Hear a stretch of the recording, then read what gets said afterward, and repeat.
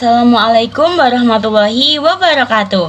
Saya Deva Yogi Septiana dari Prodi S1 Administrasi Rumah Sakit semester 3. Dalam mempelajari pengelolaan rumah sakit, tentunya kita juga akan membahas mengenai analisis biaya. Lalu, apa sih analisis biaya itu? Serta apa saja metode dan apa kegunaannya untuk rumah sakit? Jadi, akuntansi biaya sangat penting karena merupakan proses pengumpulan, pengukuran, serta analisis pelaporan informasi terkait biaya produksi atau jasa dalam suatu perusahaan, yang tentunya akan sangat berfungsi untuk membantu pengambilan keputusan yang tepat serta perencanaan yang akurat terhadap produksi di suatu perusahaan. Nah, untuk menghasilkan suatu akuntansi biaya tentu perlu dilakukan serangkaian langkah mulai dari identifikasi biaya, pencatatan biaya, pengalokasian biaya, perhitungan biaya, sampai pelaporan dan perbaikan untuk perencanaan biaya di masa depan. Lalu, di mana saja sih akuntansi biaya itu diperlukan?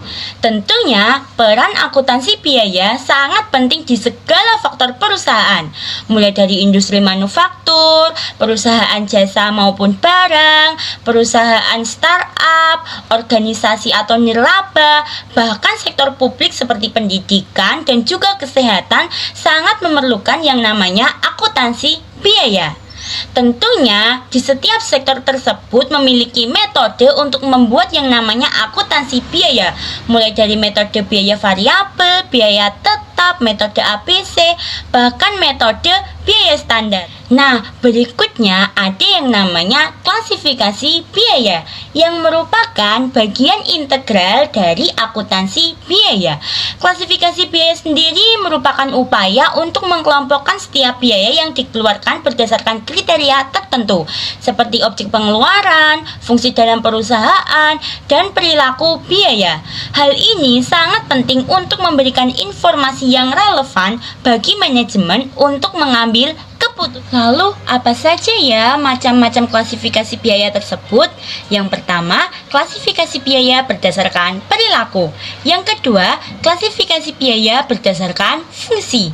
Yang ketiga, klasifikasi biaya berdasarkan tanggung jawab. Dan yang keempat, klasifikasi biaya berdasarkan sifat penelusuran. Nah, selanjutnya adalah perbedaan kategori biaya di rumah sakit pemerintah dan rumah sakit swasta.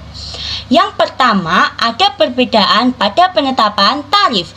Untuk rumah sakit pemerintah ditetapkan berdasarkan peraturan daerah dan cenderung lebih rendah tarifnya karena diberi subsidi oleh pemerintah. Sedangkan rumah sakit swasta tarifnya ditentukan berdasarkan analisis biaya dan strategi bisnis untuk bersaing di pasar. Yang kedua, perbedaan pada struktur biaya, yang mana pada rumah sakit pemerintah biasanya memiliki overhead yang lebih tinggi dibandingkan dengan rumah sakit swasta. Yang ketiga, tujuan dan tanggung jawab, yang mana pada rumah sakit pemerintah memiliki tanggung jawab untuk menyediakan layanan kesehatan yang terjangkau bagi masyarakat, sedangkan di rumah sakit swasta berfokus pada profitabilitas dan efisiensi, sehingga rumah sakit swasta lebih fleksibel dalam pengambilan keputusan terkait tarif dan pelayanan. Lalu, jenis-jenis dan manfaat apa saja yang ada pada item biaya di rumah sakit? Nah, jenis-jenisnya di sini ada biaya langsung, biaya tidak langsung, biaya tetap, biaya variabel, biaya terkontrol, dan biaya tidak terkontrol. Dan untuk manfaatnya ada untuk peningkatan akurasi laporan keuangan, fokus pada area yang membutuhkan perbaikan, pengambilan keputusan yang lebih baik, serta peningkatan efisiensi perencanaan anggaran yang lebih efisien. Lalu, jenis-jenis dan manfaat apa saja yang ada pada item biaya di rumah sakit? Nah, jenis-jenisnya di sini ada biaya langsung, biaya tidak langsung, biaya tetap, biaya variabel, biaya terkontrol, dan biaya tidak terkontrol. Dan untuk manfaatnya ada untuk peningkatan akurasi laporan keuangan, fokus pada area yang membutuhkan perbaikan, pengambilan keputusan yang lebih baik, serta peningkatan efisiensi perencanaan anggaran yang lebih efisien. Selanjutnya, apa sih akumulasi biaya itu? Jadi, akumulasi biaya merupakan proses pengumpulan dan pengkelompokan semua jenis biaya yang terkait dengan penyediaan layanan kesehatan, termasuk gaji tenaga medis, obat-obatan, alat medis, serta banyak lagi, baik biayanya secara langsung maupun tidak langsung yang akan mempengaruhi proses berjalannya sebuah layanan kesehatan. Lalu, apa tujuan dari akumulasi biaya?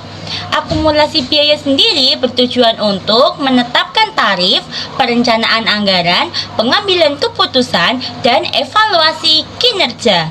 Nah, untuk membuat sebuah akumulasi biaya terdapat beberapa tahapan, mulai dari identifikasi biaya, pengumpulan data, pengkelompokan biaya, alokasi biaya, serta perhitungan biaya total. Dan dalam membuat sebuah akumulasi biaya terdapat dua metode umum yang biasanya sering sekali digunakan. Yang pertama ada metode tradisional dan yang kedua ada metode ABC. Nah, metode tradisional dalam akuntansi sendiri merupakan metode menghitung biaya produk dengan membebankan biaya langsung, yaitu bahan baku dan tenaga kerja serta overhead pabrik menggunakan satu atau dua penggerak aktiva berdasarkan volume produk.